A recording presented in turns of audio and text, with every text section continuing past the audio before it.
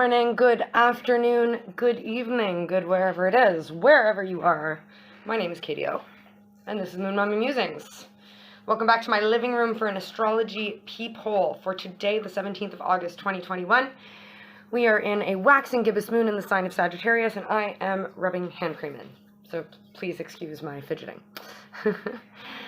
We have the moon and the sun both in fire signs, and it's quite the party. It's quite the party. We are experiencing great big sacral chakra awakenings as a whole. We are Sagittarius and Leo, which is all about heart-centered opening, our heart-centered stuff, about courage, about self-expression, about who we are, about our true authentic selves. And then Sagittarius about it's the sign of the collective, so it has a greater trickling down. As well as just being the archer, knowing how we want to move and where we want to move to. Maybe not necessarily how to get there, or actually, maybe we know how to sort of set the arrow going, but sometimes we're not quite sure exactly if it'll hit the target or not. But the point is that we're willing to take aim, we're willing to let that arrow fly. So very, very interesting, the moon in Sagittarius. I really like this. We have three transits, or three aspects today, and kind of like three with a little subset transits. Sorry if you're hearing crunching in the background. My little ghosty pig is she's having her breakfast. Ghost is a dog, by the way, not an actual pig. I just call her pig. Anyhow, let's talk about astrology. So first and foremost, we had the moon making a sextile with Saturn. Saturn is retrograde in the sign of Aquarius right now, and basically all about this karma, this big change where we have decided that some things that we really thought were very permanent structures in our life no longer have space. We've removed those things, and now we are replacing them with new things, new long-term structures, new friends, new careers, new homes, new mindsets, new spiritualities or religions or whatever you want to call it. Just new. Everything is different now, and it's with regard, like, it's stuff that we really never thought would change, and it's surprising for us. But this is really nice. Moon in Sagittarius, right? Knowing that we can take aim and let that arrow fly, and that's what we are responsible for. But it also has this trickling down into the collective kind of deal. So when I saw this first aspect, the first thing that came to mind was what's good for the goose is good for the gander. And this is the same kind of energy that we were talking about recently, I can't remember if it was Instagram or here, about kind of like healing yourself, which trickles into the rest of the collective. When you feel better, it helps spread this vibe of love and oneness and wholeness and all of that to other people around you. So you sorting out your stuff is helping people that are connected to you sort out their stuff, which helps people that are connected to them sort out with their stuff, which helps people connected to them sort out their stuff, and so on and so forth. And you know what I mean, that very classical image of, like, you know, the two people and the way that or the, like, dividing cells, you know, like one cell divides and then each of those cells divides again, and then each of those cells divide again. And soon enough, exponential growth. So what good is good for the goose is good for the gander. The moon in Sagittarius has us setting our goals higher right now. We're realizing that, you know what, we might have been settling for a little bit too much. We might have not really been believing our ability to pull that string back and set our sights on something and go for it. And now we're being called to go, no, with this new ideas, this new structure, this new, like, Saturnian energy, this new way that we can aim bigger now. We can actually reach for the stars. We can hope that thing that we thought was impossible once, for whatever reason, is actually possible, and we can aim for it. You know, like, and we're starting to believe in more and more in our own ability to reach that goal. You know, to be able to have the strength to pull back the bow. You know what I mean? So yeah, it's realizing that these new outlooks that we're doing is opening up more doors for us, right? There's more options than we thought. There's more opportunity than we thought. And we can reach higher. You know, it's kind of like you were hoping to get a raise, right? And you wanted to be a supervisor of a team, right? And your boss is coming and offering you a raise, but going, no, we want you to manage the whole branch. We don't want you to supervise a little team. We want you to manage everybody. And you're like, whoa, okay, I wanted a raise, but I didn't know that yeah, okay, great, awesome. That kind of stuff. And we're saying that we're starting to realize also that it's applicable to more than one area of our life, that these changes are happening not only, like, you know, you might experience changes in your love life as well as changes in your home life as well as changes in your career. I don't know, whatever it may be. But it's very much what's good for the goose is good for the gander, and not necessarily in terms of the progeny, just sort of like, I'm just getting the circles open up, right? That division, it ends up spreading faster than we believe when we realize what's true and what's real. Anyhow, next aspect we're looking at is very interesting. So I looked at my notes and it showed me that the moon was in a square with Mercury and that the moon was in a square with Mars. And I was like, well, does that mean that the moon or that Mars and Mercury are conjunct? Which I looked in, I mean, maybe not quite, but pretty damn close. But it's a really interesting kind of thing because it's like, so the sun is in Leo, yeah, and then Mars and Mercury are really close together in the sign of Virgo. And then Libra on the other side is in the sign, or sorry, Venus over there is on the other side in the sign of Libra. So we have 3 planets that are in the sign that they're exalted in, all right? The sun is exalted in the sign of Leo. Mercury is exalted in the sign of Mercury. And Venus is exalted in the sign of Libra. They've got this beautiful party going on, the head, the heart, and home coming together at last, like we've been talking about. These beautiful parties where all of these things about us are starting to feel more confident about, hey, this is it, right? This is where we're supposed to be. This is how we're doing it. We're doing things right. We're figuring stuff out. Things are falling into place. It's this whole beautiful vibe.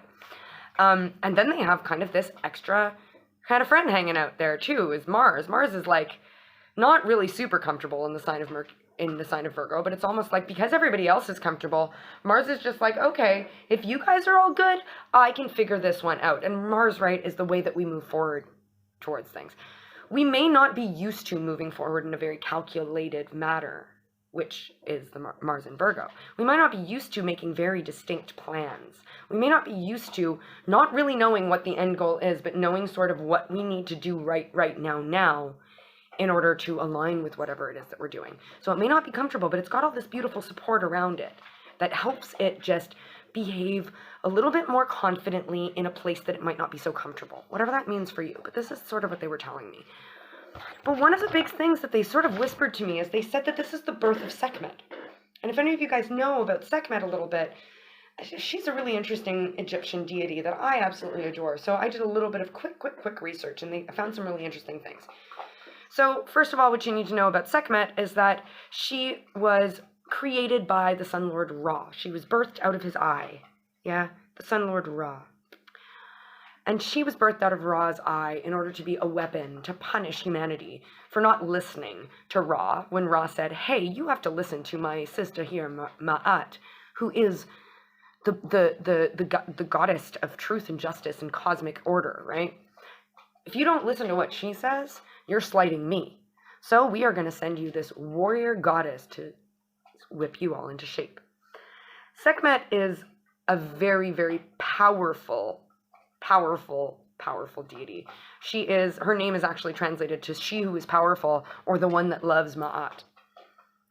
But basically the thing is that she went down there and she wreaked havoc, and actually Ra eventually couldn't actually control her. But that's for another day. Right now, what I want you to know about Sekhmet is that she's considered, she is definitely a warrior goddess. She comes down and is the hammer the gavel of Ma'at in a way. She is the gavel. She's the one that comes down on those that have been acting outside of the law or being unjust or being unauthentic or lacking integrity or anything like that. She comes forth and punishes people, right? But she's got a very interesting trait, because although she may be very scary, she actually, even though she can destroy, even though she can be very scary, she can also cure. She has an extreme power. She was the patron saint of like medicine healers and like doctors kind of thing at that time. But if you show kinship to her, if you show loyalty to her, if you give a little bit to Sekhmet, she will take care of you in such a beautiful way. She'll nurture you. She'll heal your wounds. She'll free your mind. She'll do all this wonderful stuff. So as much as she can be destructive, she has a very beautiful power of creation. And guess what? She is a lion-headed goddess. We're in the sign of Leo right now, which is the sun exalted sign, which is Sun Lord Ra's sign, if you look at it. So this is the birth of her. I think this is really interesting too, because she's often called she's seen as the daughter of earth and sky, and earth being the sort of feminine energy, and we are in Mercury and Venus right now, or sorry, Mercury in Virgo right now, and I feel that Mercury is, we talked a little bit about how she's like the Venus sign with little horns, is she's more of a harsh depiction of Venus. She's like Lilith to Eve. Mercury can, in my mind lately, has been shown to me as like a balancing force to Venus.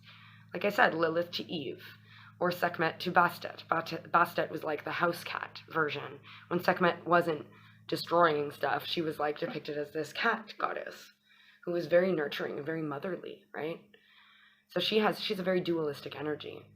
But all of this is happening right now. It's almost like this birth of Sekhmet. It's like our sun, the Leo season. Sorry if I'm getting all tripped up over my words. Leo season has us realizing that part of us needs to be a warrior for ourselves. And yes, this can have very cutting sides to it, but it also has a very nurturing, loyal aspect to it as well.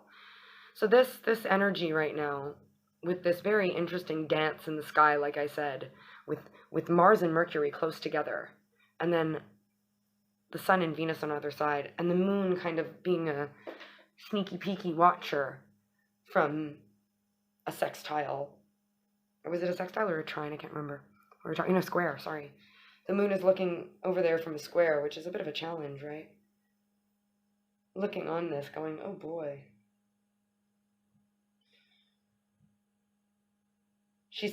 The Moon is sitting over this, looking at all of this happen and saying, all right, it's time to actually bring this to fruition.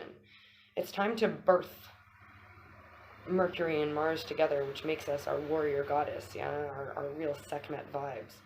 It's what's good for the goose is good for the gander, but what's not good for the goose is equally not good for the gander and has to get the boot. So these are very interesting vibes right now. Yes, we are dealing with a very interesting collective realization of where we're coming to terms with this new us and the way it helps us propel ourselves forward and set our goals. But we're also very much still in this energy of we are ready to remove whatever doesn't serve us and holds us back from going towards those goals now. Now that we have a clearer view of actions that we need to take right now, we know that in the very current moment is when we have to decide what's good for us and not. We can't project on deciding what's good for us and not when something happens, when I get that new car, when I get that job, when I find my lover, whatever. We know that we don't need to worry about the actions and the decisions we make when those things come because they're not here yet. We have to worry about the actions and the decisions that we make live right now. And that's what Sekhmet is coming in for us. That's what this square of these two energies, that's what this whole dance in the sky is looking. If you do know a little bit about astrology or starting to learn or have curiosity, I recommend going and looking at the chart for today. You can find it, I use astroseek.com, I really like it. But go look at the astrology chart for today and just like have a look at what I'm talking about with this weird little dance, with this sandwich going on. I'm gonna have to look at it again because I feel like it has like an elemental balance in some way too. But I'm not quite sure exactly how. I'd have to look at it. Anyway, either way, it's very, very interesting. All right, I'm going to get you guys a card of the day, and I'm sticking with the last day that we did one of these, this theme of let's go with a little bit of tarot card, the tarot card of the day versus an oracle. So I've got the Anima Mundi tarot that I busted out for a friend earlier this morning and thought, you know what, why not? I'm going to pull out the Anima Mundi for the collective and see what they have to say. I was aiming for one card, but they want to give you 3. Okay. So we are in this energy of understanding our truths right now and being able to move forward for them. We want to move forward on these truths in order to bring ourselves a real sense of victory. The thing is that we harbor a lingering sense of disappointment about things that have happened in the past that we're having a hard time letting go of. But we do know that it's holding us back, and we are currently working on how we figure out how to do that, all right? 6 of Wands is all about that victory we have. But we have the Knight of Swords here, a fast moving individual who's ready to act on the truth. But smack dab in between this victory and this truth is the Five of Pentacles, which is a sense of not having enough, which is, I don't know if I can move forward towards this victory because I might not be able to provide, I might not be able to pay for it, right? I don't know if I want to go and look at new cars because I don't know if I can buy one yet. I don't know if I want to even entertain a relationship because I don't know if I'm ready to have a girlfriend again or a boyfriend again after I recently got out of a shit show of a relationship. I don't know if I'm ready for a career yet because I've just come out of having a baby. I don't know what it is. It's this idea that you're saying there's something that you're missing that's between you moving. You're waiting for something to come present itself to you. It's missing. You can't move forward until you have that thing.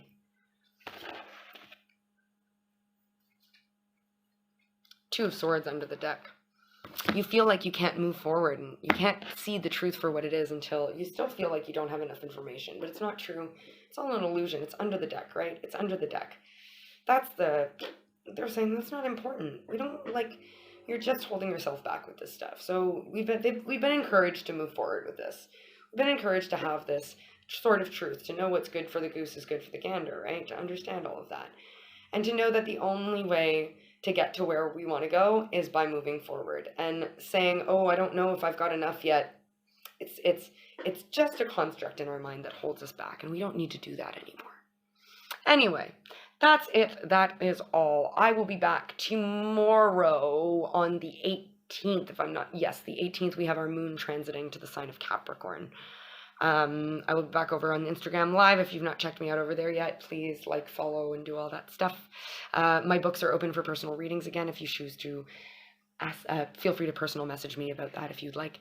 And otherwise, I will see you tomorrow, and I wish you a lovely day, night, morning, whatever it is, wherever you are. All right, I'm so sorry if you're going through, or for anything that you're going through, if I've made you feel a certain way. Thank you so much for being a beautiful, beautiful, beautiful being and lending your energy to this circuit. I love you to the moon and the stars and to infinity, beyond and back. And I accept this, and I hope you do too, but if not, that's totally cool. We'll catch you on the next one. Bye.